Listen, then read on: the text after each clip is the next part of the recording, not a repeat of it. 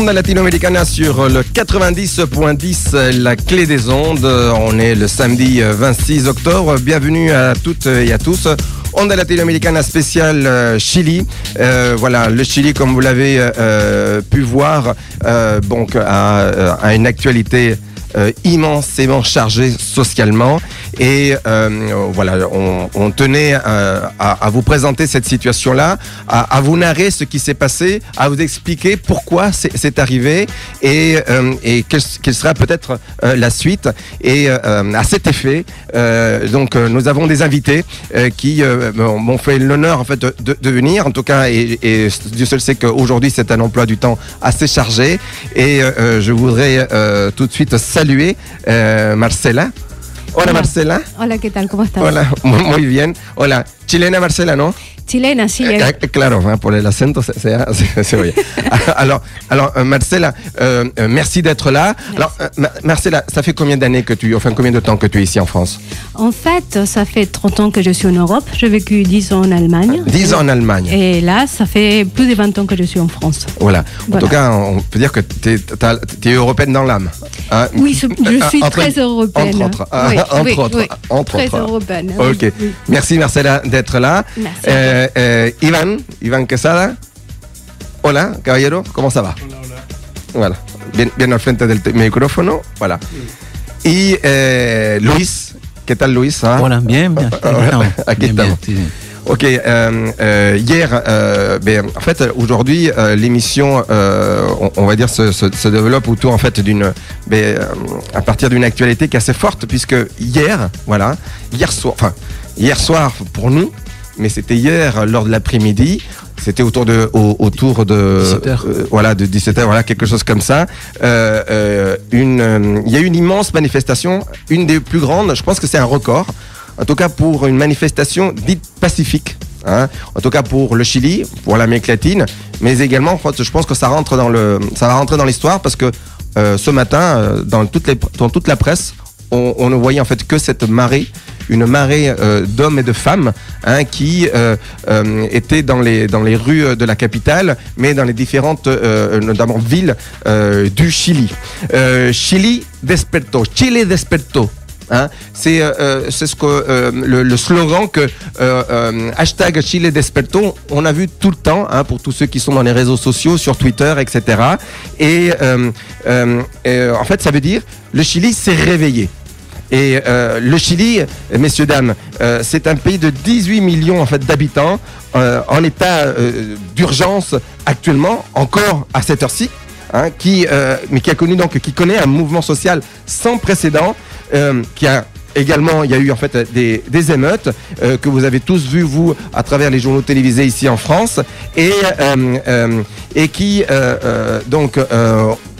aujourd'hui, voilà, on est passé à autre chose. Bizarrement, en une semaine, on est passé d'émeutes incidents à de grandes manifestations dites pacifiques, pas dites pacifiques, mais pacifiques carrément. Et on est un tout petit peu souvent, en fait, j'entends en fait nos amis français qui disent, alors je comprends pas. Le Chili, tout allait bien. C'était un des pays sur lesquels on disait que ça allait bien. Et puis là maintenant, voilà, il y a une grande explosion et on ne sait pas comment ça survient comme un volcan. Hein, je ne sais pas si Marcela, nos amis français te l'ont narré comme ça, mais voilà, c'est comme s'il y a un volcan. Il y a eu une éruption d'un volcan et puis tout le monde est surpris par l'ampleur en fait justement de cette éruption-là. Mais évidemment, c'est ce mouvement social. Oui, en fait, c'est que l'image qu'on a du Chili en France et presque partout en Europe, c'est un pays éblouissant par sa géographie, par son état économique. Et on a du mal à comprendre. Et les amis, ils demandent beaucoup pourquoi, d'un seul coup, d'un jour au lendemain. Et cette explosion sociale importante, oui, avec une importante répression de la police chilienne. Et en fait, tout s'est déclenché vendredi dernier, oui, avec une hausse du métro. Du ticket de métro. Du ticket de métro, oui, de 30 pesos, qui a déclenché mouvement des étudiants. Un mouvement des étudiants. Voilà, on va arrêter là justement parce qu'on va peut-être parler justement de cet incident, de cet incident.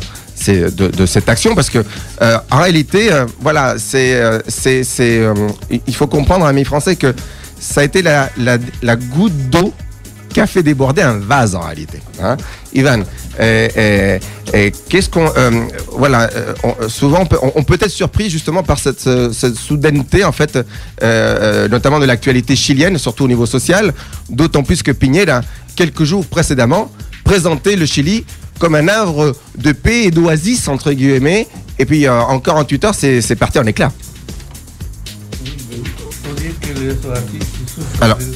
Alors, je ne sais pas s'il y a un problème de micro. Ouais, peut-être ici. Oui. Alors, bougez peut-être le bout du micro. Non. Voilà, parce qu'on m'avait dit qu'il y avait des problèmes de micro. C'est bon ? C'est bon ? Non, c'est pas bon. Alors, voilà, exceptionnellement, je vais vous demander de changer, voilà, de parler avec le micro vert. Voilà. Oui, c'est pas grave. Non, ce que je voulais dire, c'est que les oasis, ils souffrent des fois de tempêtes aussi. Hein. Donc, oui. Et je crois que c'était une idée qu'il faut tenir compte. Moi, je pense que pour bien comprendre ce qui se passe, je crois que Piñera, c'est un fantoche. On l'a mis là parce qu'il y avait personne qui voulait prendre la présidence. Mais en fait, je ne pense pas que ce soit lui qui commande. Je veux dire que quand on aura passé toute cette folie de manifestations, de répression et le peuple qui s'est empossaillé avec plus d'1 million de personnes dans la rue, il va falloir résoudre les vrais problèmes. Et je crois que pour résoudre les vrais problèmes, il faut savoir que ceux qui commandent au Chili, c'est les patrons qui sont à la SOFOF. La SOFOF, c'est la société c'est l'équivalent du MEDEF français, qui est dirigé par M. Larraín Mate. Il faut savoir que Larraín Mate, il contrôle presque 40-50% de la richesse nationale. Alors on va l'évoquer. Donc je pense que il faut penser, si on veut évoquer une vraie sortie, après c'est vrai qu'on peut parler de courage qu'ont retrouvé les Chiliens pour sortir dans la rue, mais en plus c'est une crise qui a tenu compte de toute la famille. Parce qu'avant, il n'y avait que les jeunes qui sortaient et pas les vieux. Après, il n'y avait que les vieux, ils ne sortaient et pas les jeunes. Et là, aujourd'hui, on voit dans des photos, dans des vidéos qui arrivent, que c'est des familles entières, depuis les grands-pères jusqu'aux petits-enfants qui sont dans la rue en train de demander. Oui. La fin de la répression, le départ des militaires, la démission de Piñera et son équipe de gouvernement. Mais au-delà de ça, je crois qu'il faut qu'on puisse discuter avec tous ceux qui sont autour de la table, quelles sont les vraies solutions à la situation chilienne. Et voilà. Parce que le néolibéralisme, il est enterré, ok, c'était le modèle qu'on donnait à tout le monde, mais le modèle ne marche plus.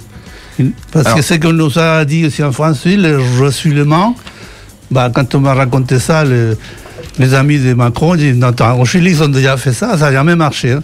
Parce que la coupe que tu as est assez grande, ça ne se remplit jamais. Donc il ne va jamais décoller. C'est un point donc justement pour amener en fait des éléments bien structurants pour nos amis qui connaissent pas forcément la situation en fait au Chili. Voilà, donc je vais en profiter pour faire la transition avec les invités qui viennent d'arriver, d'accord. Donc je vais commencer avec Enzo. Hola Enzo. Alors là du coup effectivement le Chili c'est un pays en fait qui a souvent été mis en exemple comme un modèle économique, en tout cas un modèle économique libéral. Hein, attention, hein, on appelle ça, il y a eu les Chicago Boys qui ont œuvré et qui ont appliqué en fait toute l'idéologie libérale de Friedman, parce que là on en est là, et il a été érigé comme le pays comme un exemple. On a souvent dit que le Chili au niveau économique était la Suisse en fait de l'Amérique latine. Je ne fais que citer, considéré comme le Puma del Pacifico. Voilà, il y a quelle vision entre... Là, il y a une rupture complètement totale de ce que en fait, l'actualité et le peuple chilien nous envoie, entre une vision économique idéaliste, entre guillemets, propre, et puis là ce qui se passe, là, c'est une vraie cassure, Enzo. Et bienvenue. quelques mots avant sur le Chili d'avant, le Chili après Pinochet. Alors ici, c'est-à-dire, ça a été dit par... Parce qu'il y a le micro qui a priori a l'air de pas fonctionner. On va changer le micro noir. Et oui, c'est les lois du direct. Voilà, tout allait fonctionner maintenant, non? Voilà, super. Voilà, ça c'est mieux. Voilà. Et oui, je disais peut-être, nos amis l'ont dit, mais ce modèle qui a laissé le général Pinochet avec la constitution de 1980, avec tous les modèles néolibéraux que tu viens d'expliquer, est à montrer comme un exemple. Mais un exemple pour qui? Pour les banques, les grandes banques internationales, surtout la Banque mondiale, pour le Fonds monétaire international, pour les grands trusts. Et c'était les modèles parce que c'était une façon nouvelle qui a été mise en place en Amérique latine et on peut le dire dans le monde. C'est la première fois qu'on met en place un modèle néolibéral si contemporain, si modernisé, entre guillemets, pour la bourgeoisie et pour les grands capitales. Et ce modèle a mis en place les textes du modèle créé à Chicago par Milton Friedman, par toute son équipe, qu'avant c'était une théorie et au Chili ils l'ont mis en pratique. C'est-à-dire, ils ont dit c'est l'argent, le roi. Et le modèle est basé sur la vitesse de l'argent. C'est-à-dire, tant qu'il y a de l'argent qui tourne, le modèle, il est bon. Et tant qu'il y en a des entreprises qui font faillite, des petits épiciers, etc., les magasins chiliens qui font faillite, les industries chiliennes, c'est très bien parce que celui qui est le plus important, c'est celui qui est le plus solide. C'est celui qui va faire embaucher, c'est celui qui va donner la capacité d'évoluer à ces pays. Et donc, on a misé sur la puissance économique et pour que cette puissance économique soit réelle, on devait soumettre les peuples en des conditions presque d'esclavage. Ouais. C'est-à-dire, on a donné des salaires, mais tout petit, on a mis dans le chômage des millions de gens qui travaillaient dans la fonction publique ou près de la fonction publique. On a renforcé les forces armées, on a renforcé la grande classe dominatrice, les élites, on a renforcé financièrement tous les gens qui sont dans le système, y compris les sénateurs et les députés. Ouais. Et donc, pour que le modèle marche, et ces modèles, donc, depuis 30 ans, malgré les 2 fois présidente de la République de Michel Bachelet, socialiste, et Ricardo Lagos, dit concertation socio-démocrate, ancien socialiste, et puis 5 ou 6 gouvernements de concertation et nouvelle majorité, n'ont pas changé la Constitution, n'ont pas fait les grandes démarches pour changer la Constitution. C'est-à-dire, ça fait 30 ans que ce peuple est soumis à ces conditions d'exploitation d'un modèle néolibéral sauvage, avec une constitution pro-dictature et post-dictature. Et ces gens, c'était les invisibles, les gens qu'on n'écoutait pas, les gens qu'on ne prenait pas en compte, les syndicats, on ne les prenait pas en compte, et je vais finir. Voilà, c'est ça. Et justement, parlons des invisibles. C'est très long. Et pour comprendre, je dirais aux amis français, comprenez comment les gilets jaunes sont venus dans la rue. Par l'essence, par une petite hausse de l'essence. Et ça a exprimé tous ces mal-être, tous ces problèmes qu'il y avait dans la société. Alors, justement, je vais parler en fait justement de ces invisibles, de ces petits gens. Quelquefois ils le disent, quelquefois on l'entend, quelquefois dans les vidéos, dans les éléments. Et souvent c'est des jeunes, quelquefois qui sont mal entendus.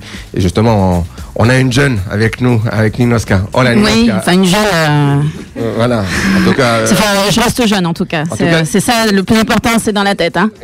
Mais grâce à toi, la moyenne d'âge descend ici. Ouais. Alors, elles sont dans les studios. Dis-moi, Ninoska.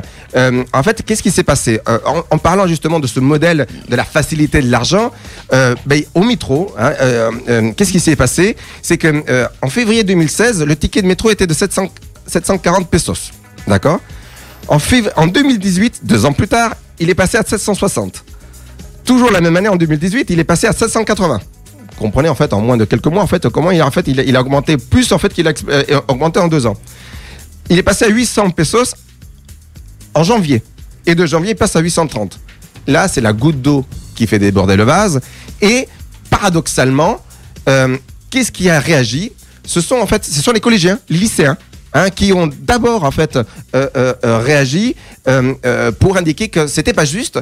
Et la première protestation, de ce que je crois comprendre, Nino, quand tu me le dis, c'est que en fait ils se sont amusés en fait à monter au-dessus des moulinettes pour des vidéos, oui, des tickets. Des lycéennes qui se sont organisées et qui ont monté, qui ont sauté, qui ont traversé comme ça les petites barrières là de métro, voilà.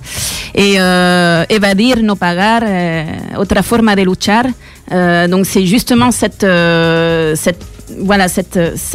décision, cette prise de décision, cette prise en charge qu'en fait le pouvoir c'est nous qui l'avons, quoi. C'est pas ceux qui pensent l'avoir avec leur politique, etc.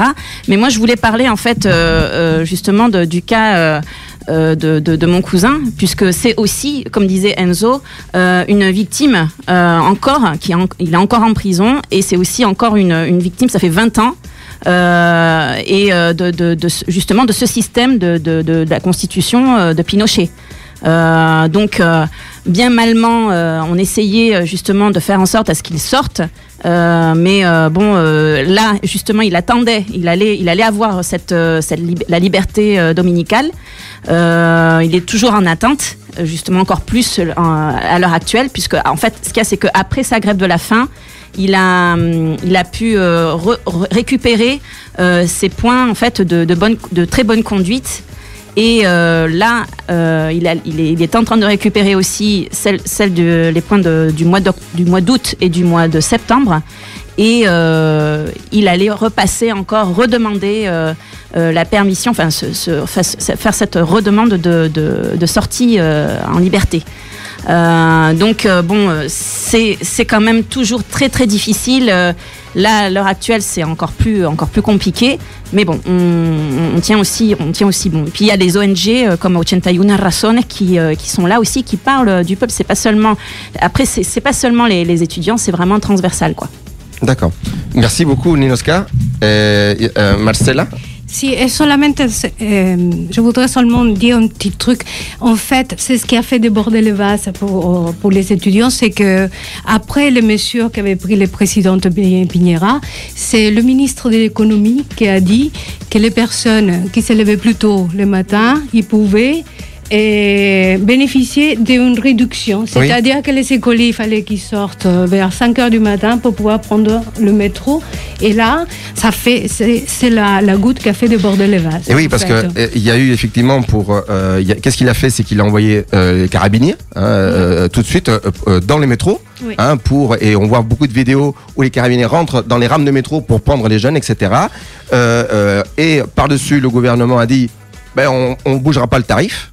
Et c'est ce qui fait que, comme on dit, il a voulu éteindre le feu en remettant de l'essence, et ça a mis le feu aux poudres à ce moment-là. Et c'est là en fait on a vu en fait un samedi pendant le week-end dernier en fait déjà des grosses manifestations avec des débordements. Mais c'est là en fait où tout le monde s'est penché sur les débordements en fait et sur les émeutes, etc.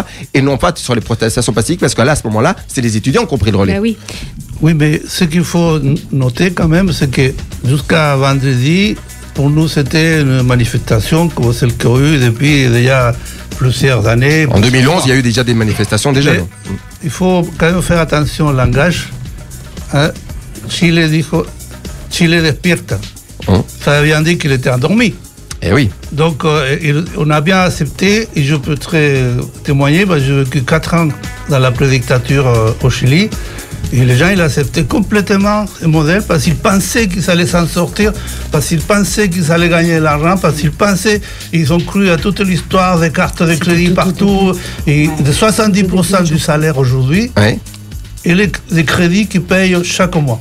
Donc il ne reste que 30% de salaire pour tout le reste. Donc je crois que c'est ça le ras-le-bol. C'est que pendant 30 ans, ils ont dit non, ça va s'arranger, bon. Le nouveau gouvernement arrive, ne vous inquiétez pas, on va arranger tout ça. Et finalement, on n'a arrangé rien du tout. Mais pour une raison simple, je l'ai évoqué déjà au départ, si on ne s'attaque pas aux grands patrons qui contrôlent 70% de l'économie chilienne, mais on est mort, quoi. C'est qu'aujourd'hui, il faut, quand on dit on va faire une messe de dialogue, une table de dialogue avec qui? Si on fait la table de dialogue avec les patrons, les politiques, le maire, etc., pourvu que ce soit bon ou pas bon. Non, je pense qu'aujourd'hui, ce que les gens réclament, c'est qu'on fasse une assemblée constituante avec des gens élus dans le peuple pour qu'on puisse dire qu'est-ce qu'ils sentent. Toi, je pense que quelqu'un qui est ingénieur et qui vit un peu bien, il ne sait pas ce que c'est se lever à 6 heures du matin pour aller bosser dans une boîte ou pas aller vendre ces trucs à la feria, au marché. Donc, ça se passe un peu ici aussi, c'est que les gens qui gouvernent, ils n'ont aucune idée, ils n'ont jamais pris le métro, ils n'ont jamais pris le train, ils ne sont jamais allés au marché parce qu'ils sont toujours des bonnes qui font le truc. Donc, je pense que le ressenti profond de la société chilienne, c'est qu'il dit, bon, on ne peut plus continuer comme ça. Alors, comme on ne peut pas changer les choses parce que les lois ne passent pas, ben on va aller dans la rue. Parce que tu vois, comme je suis enseignant en langue, bah, je préfère regarder les mots. Les mots, il y avait ça, Chile despertó. Donc, ça veut dire qu'il était endormi. Après, Chile perdió el miedo. Ça veut dire qu'avant, on avait peur. Et qu'aujourd'hui, les jeunes d'aujourd'hui disent, bon, non, on n'a plus peur, tant pis, on y va. Voilà, c'est une autre génération qui grandit bien après la dictature, bien au milieu de ce qu'on appelait la démocratie. J'ai toujours dit depuis le départ que la démocratie, entre guillemets, parce que s'il n'y a pas qu'un changement, comme disait Enzo, pas de nouvelle constitution, pas de nouvelles lois, impossible de changer les choses. Alors, les problèmes que je vois, on peut discuter entre nous. Et je vais évoquer quelques chiffres pour aider les gens. C'est le délai qu'il va falloir pour arriver à changement, parce que obtenir que Piñera démissionne, bon, c'est possible. Obtenir qu'ils disent, bon, on va appeler à une assemblée constituante, c'est possible aussi. Mais dans combien de temps? Dans 1 mois, dans 2 mois, dans 3 mois? Donc, il faut fixer des dates, parce qu'à partir, si jamais on va élire une assemblée constituante, pour sortir un texte qui soit soumis après au vote populaire, au plébiscite, il faut quand même bien un an. Alors, oui. Donc pendant tout ce période-là, qu'est-ce qui va se passer? Qui va gouverner? Qu'est-ce qu'on va obtenir? Et je crois que les gars, ils lâchent des morceaux. Les retraités, ils vont toucher 20 000 pesos de plus, mais ça, c'est rien. Alors, avant de passer à une page musicale, parce qu'on va écouter El Derecho de Vivir en Paz là-dessus, parce que je pense que ça colle bien. On a beaucoup, et Luis, on l'a beaucoup entendu, en fait, cette chanson. El Víctor Jara, lors de ces manifestations, on a beaucoup entendu, en fait, des chansons, en fait, d'il y a 30 ans, en fait, puisque, en fait, il y en a beaucoup d'il y a 40 ans. On revit, et les anciennes générations revivent ce qu'ils ont vécu il y a 40 ans. C'est-à-dire que c'est les pères aujourd'hui, tu me parlais de peur, Ivan, oui, mais c'est les parents qui ont peur, et c'est les enfants qui sont sortis dans la rue. Et pour, amis auditeurs, pour bien vous donner du factuel, sachez que pourquoi en fait ces enfants-là, ils en ont eu assez, parce qu'au Chili, 1% des Chiliens concentrent 25% des richesses du pays. 25. Il y a 18 millions de Chiliens. Donc il y a 180 000 personnes qui détiennent 25% en fait de la richesse. Un travailleur en fait sur 2 gagne moins de 500 €. Un travailleur sur 2 gagne. C'est la moitié de la... Donc il y a encore... Le salaire minimum. Le salaire minimum. Maintenant, 45 heures de travail. Voilà. Maintenant, allons encore plus loin dans une autre indication. Là, il y a les retraités. Ça fait partie des éléments en fait de la protestation. C'est 50 €, mais la moyenne et la moitié en fait des personnes en fait qui sont à la retraite gagnent moins de 250 000 pesos, enfin non, moins de 145 000 pesos par mois, c'est-à-dire 183 €. Oui. Voilà, quelqu'un qui a commencé à travailler à 16 ans. À 16 ans. Continuons dans les chiffres. Mais ces chiffres-là peuvent être intéressants pour sachant que c'est aussi cher qu'ici, voire plus cher. Et c'est là où j'allais amener. C'est-à-dire que derrière tout ça, on va parler du salaire moyen. Voilà, 50% de la population, je l'ai en face là, vit avec la moitié de la population vit avec moins de 400 000 pesos, qui représente gros morceau moins de 500 €. D'accord, comme tu le dis. Et ces éléments-là, ils le vivent tous les jours. Et c'est ça l'injustice à un moment donné. D'autant plus que, et c'est là en fait où c'est revenu ces derniers jours, le parlementaire chilien. Et c'est là en fait où il y a l'injustice qui se creuse. C'est que le parlementaire chilien, ils gagnent 32 fois le salaire minimum d'un travailleur chilien. C'est-à-dire qu'ils gagnent 9,5 millions de pesos, c'est-à-dire qu'ils gagnent 11 000 euros, 8 000 euros net par mois et 11 000 bruts. C'est-à-dire qu'ils gagnent 2 fois plus qu'un parlementaire français. D'autant plus qu'ils disposent en plus d'une enveloppe budgétaire pour ses frais de 25 000 euros par an. Donc, il y a une grande... L'injustice, elle se lit rien qu'en énonçant en fait, les chiffres du concret. Et elle est là, la frustration. Et d'où en fait le vent qui a soufflé. Je vais faire une petite pause. Parce qu'on va écouter Victor... Oui, voilà, là, le micro. Un petit mot. Tout ce que tu viens de dire au niveau des chiffres qui gagnent députés, sénateurs, ministres, etc., ça a été dit par le peuple chilien dans les urnes, c'est-à-dire 60% d'abstention du peuple chilien. 60% pour élire le président de la République. Peña a été élu avec 30% de vote. Moi j'y étais au Chili quand je votais 2 fois par Bachelet la dernière fois, premier tour novembre et décembre, deuxième tour. Je disais à mes cousins, des amis, des gens du quartier, ils disaient on ne va pas voter, c'est des pourris. Et c'est des gens du peuple qui travaillaient même pas, qui étaient au chômage.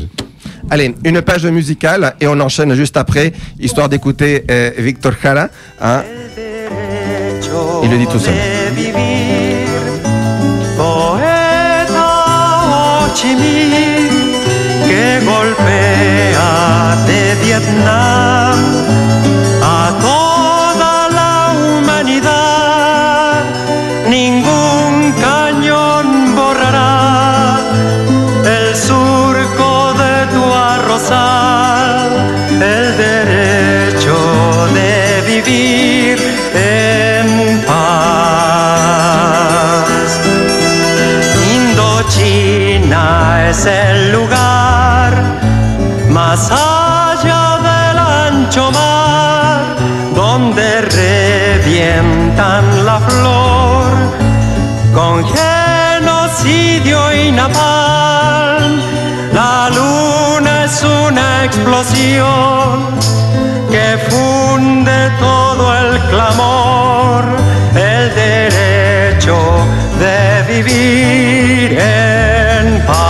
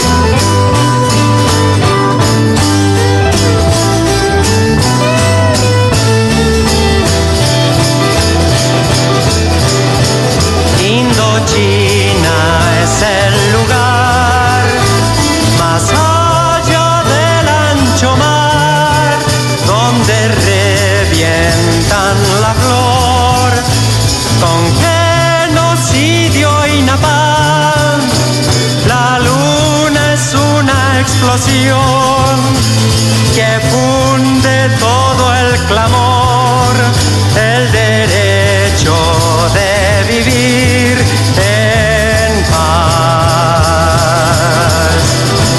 Y ojo nuestra canción, que es fuego de puro amor, es palomo, palomar, olivo del olivar, es el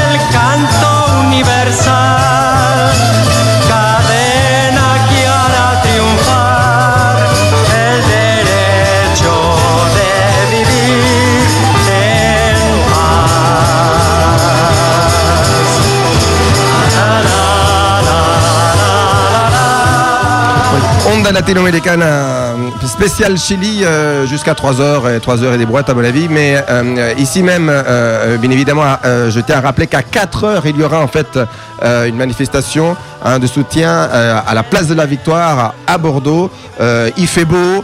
Allez-y, on vous attend nombreux. On va dire, soyons dignes en fait de cette marche et justement de ces gens en fait qui sont descendus dans la rue. 1 million, je crois, de manifestants à Santiago. Je crois que c'est 2,5 millions sur tout le Chili. Une marée humaine, hein, mais pacifique. Hein, c'est ça qu'il faut souligner. Également, là j'ai quelques témoignages. J'ai réussi à avoir un témoignage en fait d'un Français qui vit au Chili pour qu'il raconte un tout petit peu ce qui se passe. Mais on était en train d'enchaîner en fait sur les quelques indicateurs du Chili clés. Je pense que quelqu'un voulait justement peut-être réagir à ce qu'on venait de dire. Marcelo, je pense que pour relancer le débat, il faut dire d'abord il y a un entretien qu'on a fait à Carmen Castillo, le journal L'Humanité, où elle dit les multinationales possèdent tout, la terre, les montagnes, l'océan. Voilà, ça résume un peu qu'est-ce qu'on peut faire aussi. Hein, si j'ai de l'argent, je vais m'acheter 2 ou 3 rivières et puis après je vais gérer tranquille. Tu vois, c'est un peu ce qui se passe, c'est ridicule, c'est caricatural, mais c'est ce que tu peux faire si tu vas au Chili. Alors, après les chiffres, en 2017, 1% des plus fortunés détenaient à eux seuls 30% de la richesse nationale. D'accord ? Et 50% des travailleurs chiliens perçoivent un salaire mensuel égal ou inférieur à 500 euros. Ouais, ce qu'on vient de dire. Okay ? Et 50% des foyers n'en détiennent que 2,1% de la richesse nationale. Il y a un écart énorme. Oui. Et je rajouterais même que les ménages chiliens sont endettés à hauteur de 40% du PIB. 48, 40 c'est encore pire, donc 48, ce qui est mais phénoménal, c'est énorme. C'est-à-dire que là-bas, même pour acheter, en fait, c'était vrai, hein, même pour acheter des vêtements, vous vous endettez. Vous prenez un crédit. Hein, c'est ça c'est ce qui se passe là. Mais vous un disque, on peut l'acheter à très coûte. Voilà. Voilà, bien en face du micro, voilà, effectivement, parce qu'il y en a deux, en fait, qui fonctionnent. Permettez, en fait, que on écoute une interview, un témoignage d'un Français, si vous permettez. D'accord. Et vous me dites si vous voulez réagir là-dessus. C'est parce que lui, il vit là-bas, au Chili, et il est intéressant qu'on puisse peut-être l'écouter. Qui devait arriver, vous le sentez. Ça fait des années que les gens n'en peuvent plus.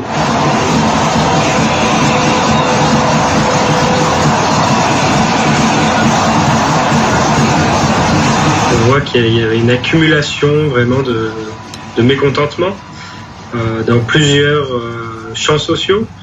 Et puis là, la question du transport, ça a fait exploser ce mécontentement. Alors, sachant que c'est pas seulement une goutte d'eau, puisque le métro est un des plus chers des Amériques. Il est sur les prix du métro de New York. C'est plus d'1 euro le billet de métro. Alors que les travailleurs chiliens gagnent en moyenne, la moitié d'entre eux gagnent moins de 500 euros par mois. Donc, c'est quand même sur un sujet très sensible qui affecte la vie quotidienne des 6 millions d'habitants de Santiago. Si on regarde le revenu moyen par habitant, on peut dire que c'est un pays intermédiaire, membre de l'OCDE. Pour certains, c'est même un pays sorti de la voie de développement, qui est riche. Mais en fait, ça, c'est vraiment la façade du modèle néolibéral chilien, qui a été mis en place, rappelons-le, sous la dictature de Pinochet, qui n'a pas un modèle économique qui n'a pas été fondamentalement modifié par la suite, et qui est un des plus inégalitaires de l'OCDE et aussi de l'Amérique latine. Et donc ce sont ces inégalités qui sont au cœur de la dynamique de cette révolte populaire, qui est aussi une émeute urbaine.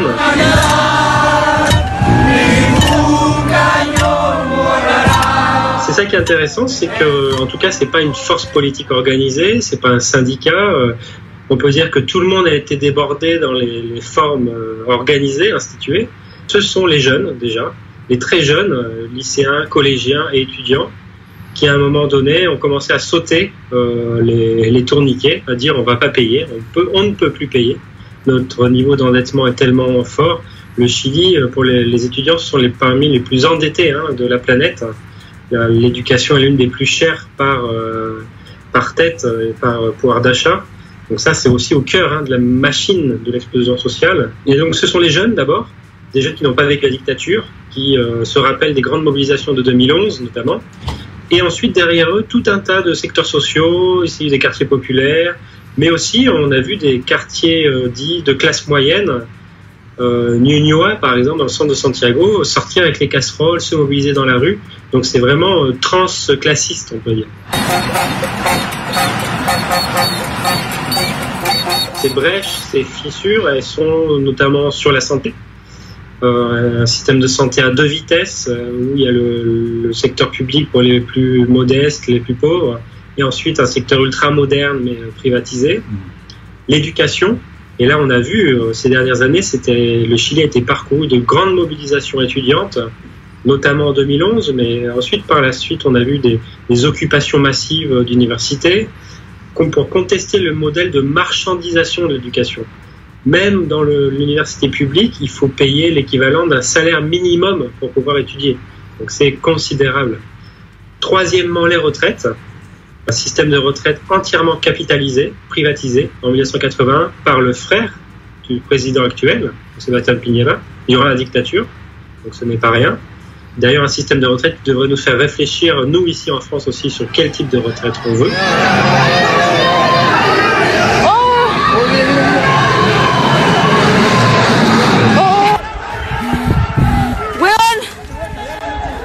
¿Cómo pueden hacer esto?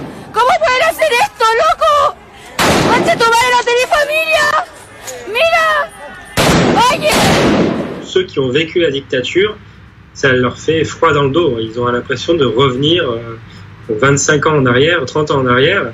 Ils se rappellent concrètement le couvre-feu, ils l'ont vécu pendant la dictature du général Pinochet, l'état d'urgence en permanence. Donc en ce sens-là, il y a des témoignages de micros de rue qui sont glaçants. Ça montre un gouvernement qui est aux abois, qui est incapable de gérer cette situation de révolte sociale. En même temps, il y a des pillages, il y a des scènes de violence de rue. Et là, de plus en plus, des acteurs sociaux, même des responsables politiques, se demandent comment ça se fait qu'il y a autant de pillages comme ça, sans qu'il y ait aucun contrôle. Petite question aussi, si on ne laisse pas se dégrader la situation, justement pour mettre de côté les mobilisations sur les revendications concrètes par rapport au transport et au modèle néolibéral en général. Voilà, c'était un petit extrait, notamment d'une interview. Et ce qui est bien, c'est que cette personne-là qui vit, la bande sonore est un peu de mauvaise qualité parce que c'était pris en Skype, mais il a bien résumé les éléments, en tout cas, de son côté. Et j'aimerais peut-être vous faire... Je vais embrayer, bizarrement, et on va en discuter, parce que par la suite, ici, il y a une vidéo que je vais vous faire entendre, sur lequel c'est une jeune fille qui le dit d'une autre manière, parce que justement, les dirigeants du pays n'ont rien fait, ils n'ont rien vu. En la calle protestando, exigiendo una mejor pensión para nuestra gente, no lo vieron venir. Cuando estuvimos años protestando en la calle por un mejor acceso a la educación, no lo vieron venir. Cuando estuvimos años en la calle protestando por un mejor sistema de transporte, ¿no lo vieron venir? Mentira. Se burlaron de nosotros, porque cuando las grandes empresas nos robaban a través de colusiones avaladas por el Estado, el pueblo solo encontró bienestar en el endeudamiento con otras empresas ladronas. Se burlaron de nosotros cuando los medios dijeron que la sequía en nuestro país era causa solo del cambio climático y que el Estado no tenía las capacidades para ir a fiscalizar a los grandes empresarios, pero sí lo hicieron con los pequeños agricultores. Se burlaron de nosotros, porque después de quejarnos tras la última alza del Transantiago, salió una María Antonieta en televisión a decir que la solución era levantarnos más temprano. Se burlaron de nosotros. Los ricos en este país nos escupieron en la cara a costa de nuestra obediencia y nuestra división.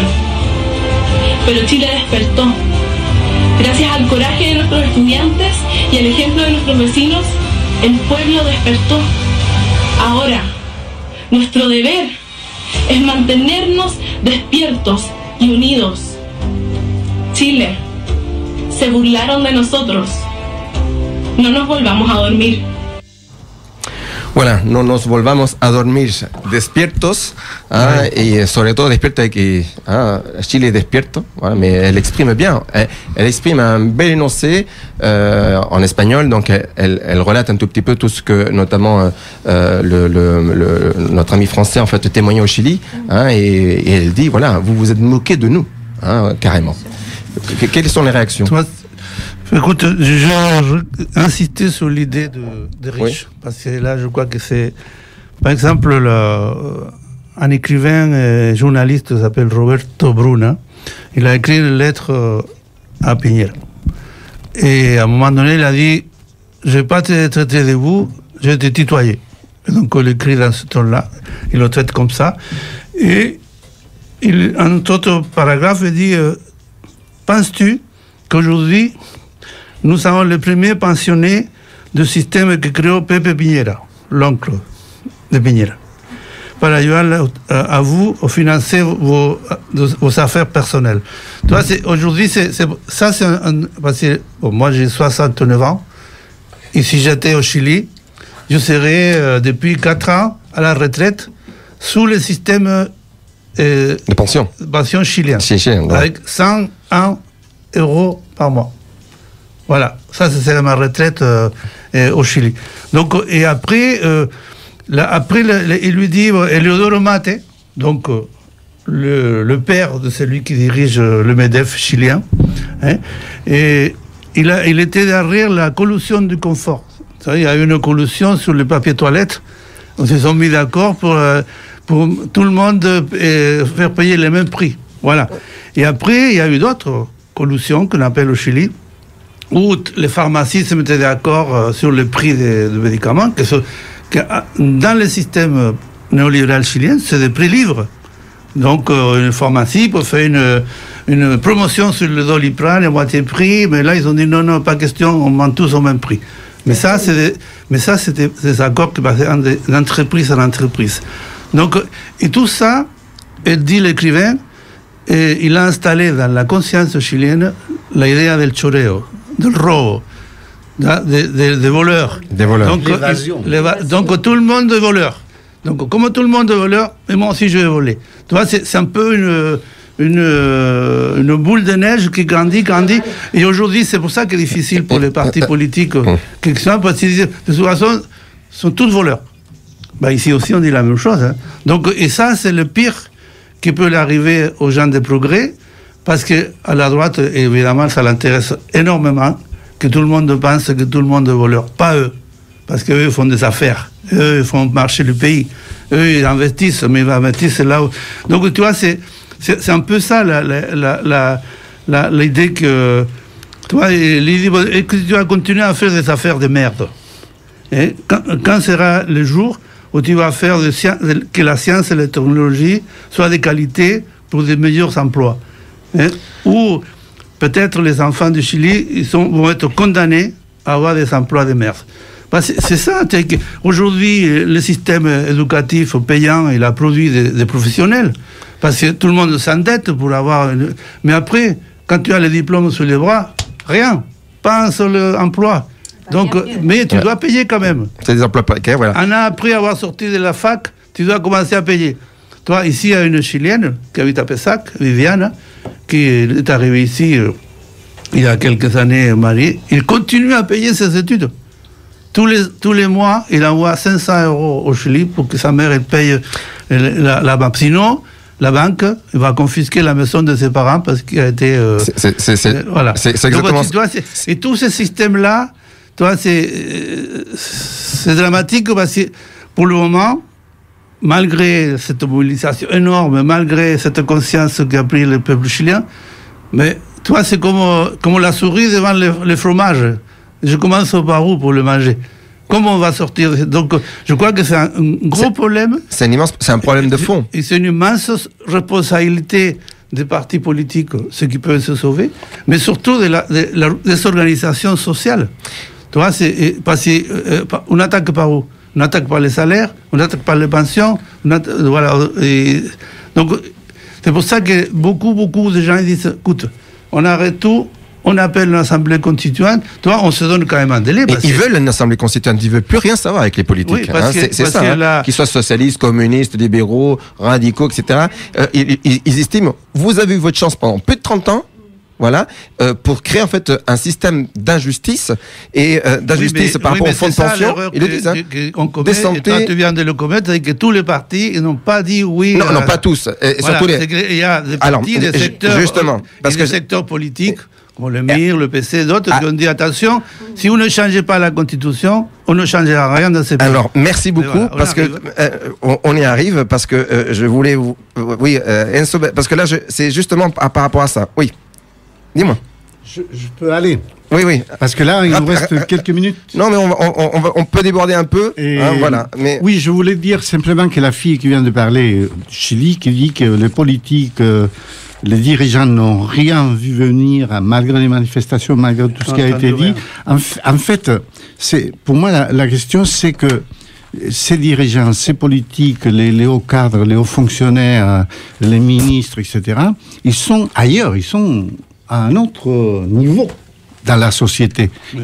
C'est la critique qu'on faisait ici en France. Ils sont déconnectés. Aux ministres, aux grands cadres de la fonction, à haute fonction publique, qui font les lois, qui n'ont aucune idée de comment vivent les peuples, comment vivent les paysans, comment vivent les femmes au foyer, comment vivent les enfants qui ont des difficultés, comment se lèvent à 5 heures du matin à Paris les gens pour aller laisser les enfants à 6 heures dans des crèches pour aller travailler et toucher les salaires de merde. C'est un peu ce système, c'est-à-dire il y a une caste politique et administrative qui est ailleurs, qui ne comprend pas les peuples. Donc, je voulais dire, pour finir mon intervention, que les problèmes vont être très compliqués, l'issue, parce que si on fait quelques comparaisons, ce qui n'est pas souhaitable, entre les processus de mobilisation populaire des dernières années, je vais en prendre deux, la France, Gilets jaunes, l'Équateur récemment.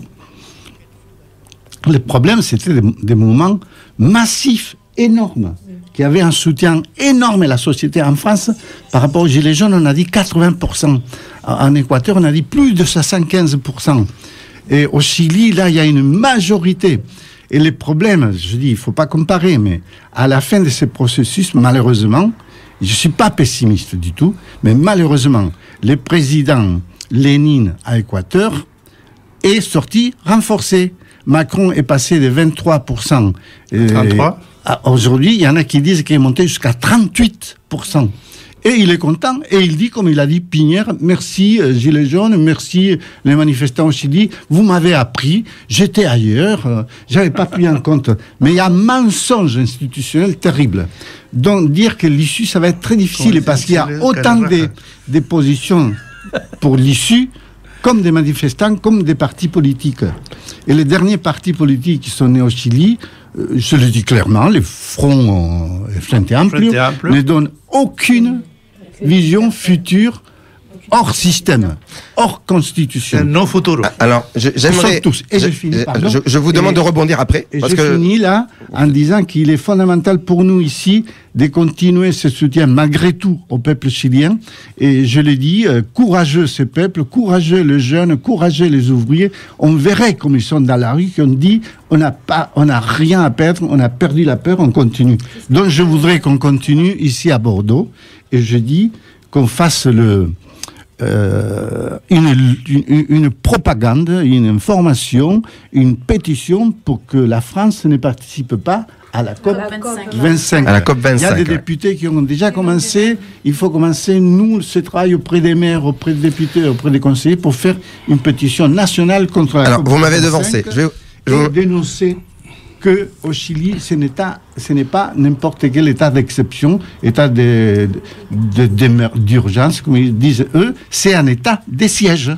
Les forces armées ont pris la direction du pays, ils tirent, la force armée tire, torture, contrôle, et les chefs militaires décident. Alors oui, mais là, il faut dire que la loi qui vient aujourd'hui, et je crois qu'il faut le répéter 10 000 fois, Et c'est pour ça qu'ils sont aujourd'hui à ces forces, c'est l'unité. Hein, tout le monde le dit dans tous les panneaux, gardons l'unité. Gardons l'unité. Si on est unis, on ira loin. Si on n'est pas unis, on va s'arrêter sur le chemin. C'est le peuple uni.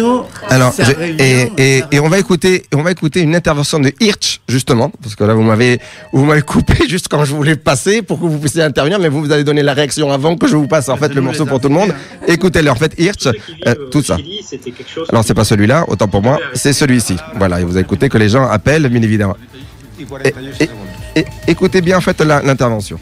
Un país que ha sido abusado y maltratado por décadas. Y el gobierno, ¿cómo responde? Primero sin entender nada, porque estábamos en un oasis. Y luego con medidas que hoy día, frente a la situación que se vive, son migajas. Son migajas, no están entendiendo nada. No están entendiendo que hay un clamor social por cambiar la estructura de este sistema que es profundamente inhumano por demasiado tiempo. Algunos lo venimos denunciando desde hace mucho tiempo. No han querido escuchar nunca. Hemos dicho paren con la AFP, no han querido escuchar porque se agrandaban los bolsillos. Le hemos dicho paren con su negocio de la salud, con el robo del agua, con entregarle la pesca a los amigos de la senadora. Y no han querido escuchar nunca. No han querido escuchar. Y aquí hemos llegado finalmente a esta situación en que un pueblo despierta, se levanta y se moviliza. ¿Y dónde han puesto ustedes la mirada? En los que están saqueando y han sacado a los militares a la calle y han puesto toda la energía en la represión más brutal, que yo sé que ustedes la tienen en la memoria, pues. Si fue parte de la dictadura, le parecía normal también en esa época. Pero hoy día se supone que estamos en democracia. Pero lo que ustedes están haciendo es de una crueldad impensada. Están matando al pueblo. Y nos viene a dar aquí algunas explicaciones. Yo le pregunto al señor ministro que ojalá escuchara a cada uno de los que aquí habla. ¿Podré parar, presidenta, mientras el ministro se entretiene o lo entretienen?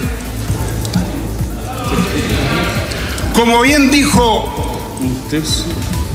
Si quiere, diputado, le detenemos el tiempo un minuto. Sí, pero ya ha pasado. Lo hacemos a propósito de poder tener la atención. Entiendo que el presidente está poniendo en conocimiento al ministro del Gobierno Levanta, así que les pido por favor comprensión. Muy bien, puede continuar y le solicitamos al ministro Chávez igualmente que pudiera... Como bien dijo Guarelo, muy bien, un paquete de papas de cabritas sin cabritas. Mire, ministro, ninguna crisis social, ninguna en la historia, se ha resuelto con tanques en la calle. Eso no funciona. Se resuelve con cambios a la altura de las demandas, no sacando a los militares a la calle. Se resuelve con un nuevo pacto social. Pero ¿qué tenemos hoy día?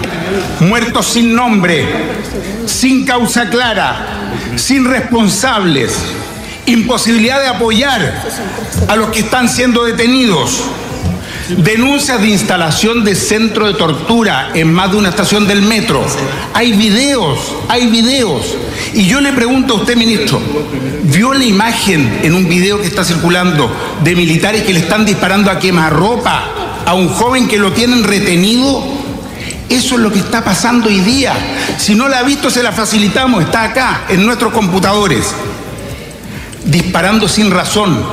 Entonces, lo primero que hay que hacer es sacar a los militares de la calle. Lo primero que hay que hacer. No se puede desde esta situación buscar dialogar como si nada pasara.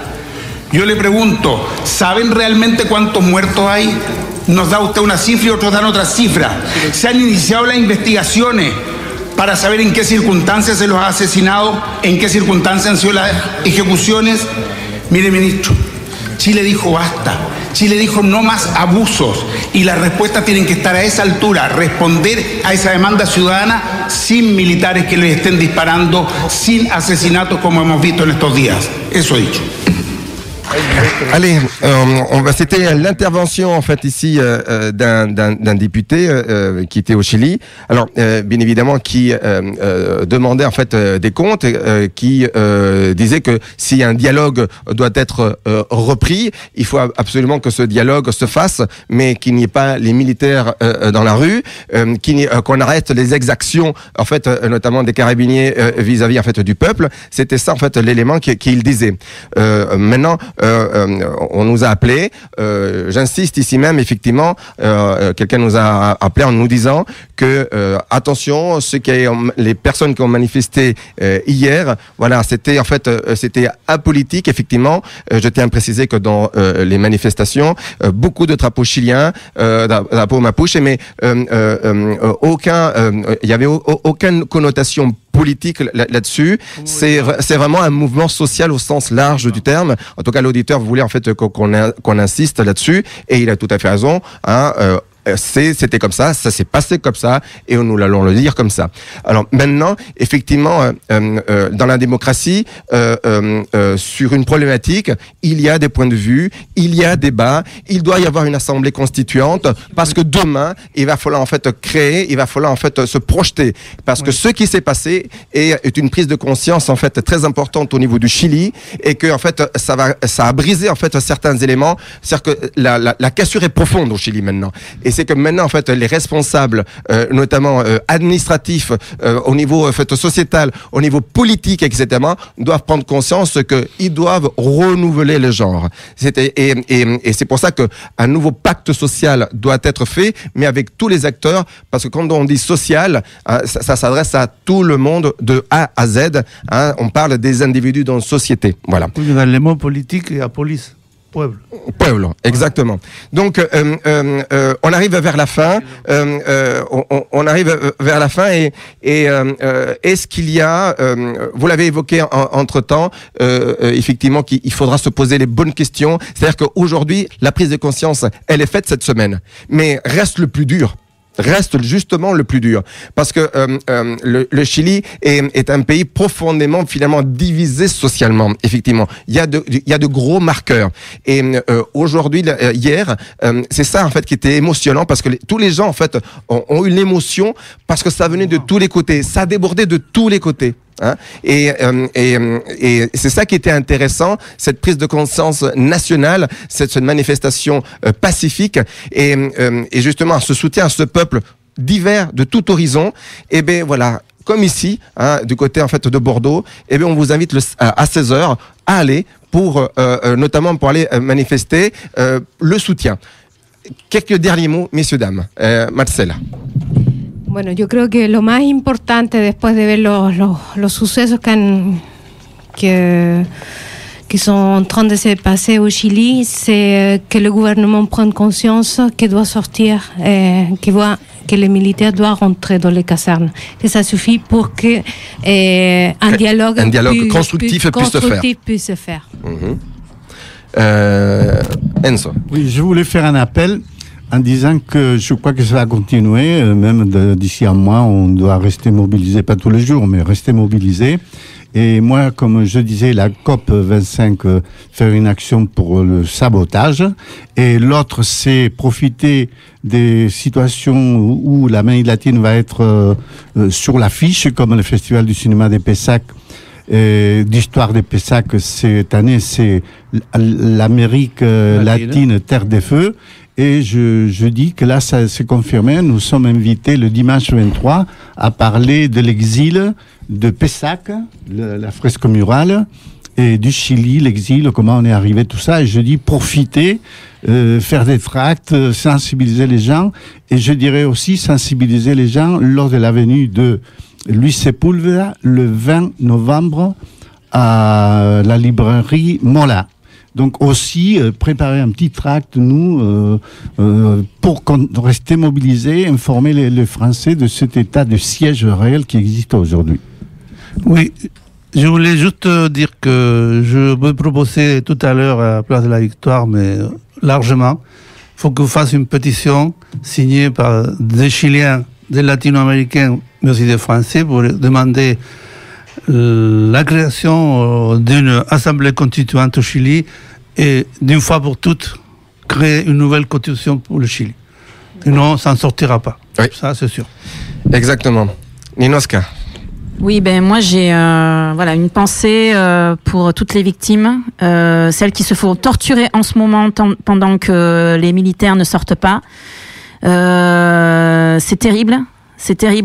Et j'ai encore en mémoire un enregistrement qui m'a été envoyé d'une personne qui se fait torturer sous une. La vidéo en fait on est près d'une bouche d'égout et voilà il y a l'enregistrement de ces cris-là et il dit clairement que ce sont leurs pacos, que ce sont les policiers qui sont en train de le torturer et qui veut juste la dignité pour vivre et donc voilà, c'est des images fortes et que fait les institutions des droits de l'homme, quand est-ce que ça va se terminer? Donc voilà, en priorité, c'est ça, c'est sortir les militaires, que les militaires sortent qui vont aller là sur place. Que fait la France aussi, oui. Fait la France? Quelle est sa position? Effectivement. Louis, quelque chose à rajouter par rapport en fait à ce que tu as vu, par rapport en fait aux témoignages que tu vois sur les réseaux sociaux? Oui, non, tout a été dit. Nous on essaye de bien. J'espère que ça a été clair pour les amis français qui savent pas un petit peu, parce que c'est vrai que les informations là tout à l'heure, par exemple hier, ça a été une mobilisation immense. Ça a duré 5 secondes l'information dans les chaînes nationales, 5 secondes de ce qui s'est passé et les images c'est des voitures brûlées. Donc voilà. Donc c'est informer, donc continuer à sensibiliser nos amis français et parce que c'est la seule chose qu'on peut faire nous et comme tout le monde a dit ici, il faut qu'on refasse la Constitution, donc essayer de faire la pétition, au moins faire ça d'ici, c'est la seule chose que nous pourrons faire. Merci beaucoup. Enzo, un petit dernier mot? Hein? C'est bon. Je vais vous faire écouter. Vous savez, il y a le couvre-feu et dans ce couvre-feu, il y avait là c'est là où il y a eu en fait les grosses actions de répression dans ces nuits-là. Et puis quelquefois, il y a un truc qui se passe dans la nuit. Voilà. Alguien decidió conectar un piano con el volumen alto a tocar. Y estamos todos escuchando. Espera que termine la canción. Están todos aplaudiendo acá. Esta es la segunda canción que piden. No se sabe quién es ni de dónde viene, pero es por acá cerca.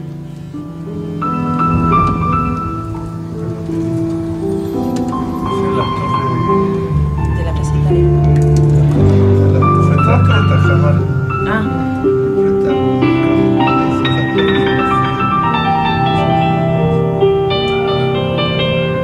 Et pour terminer cet élément, je vais le faire avec la musique de fond. Il y a quelqu'un qui a dit, pour ne pas amener une connotation politique, mais c'est un petit clin d'œil. Le peuple doit se défendre et non pas se sacrifier. Il ne doit pas se laisser exterminer et se laisser humilier. Travailleurs, j'ai confiance dans le Chili et dans son destin. D'autres hommes espèrent plutôt le moment gris et amer où la trahison s'imposerait. Allez de l'avant, sachant que bientôt s'ouvriront de grandes avenues où passera l'homme libre pour construire une société meilleure. Merci beaucoup, messieurs les invités. À bientôt.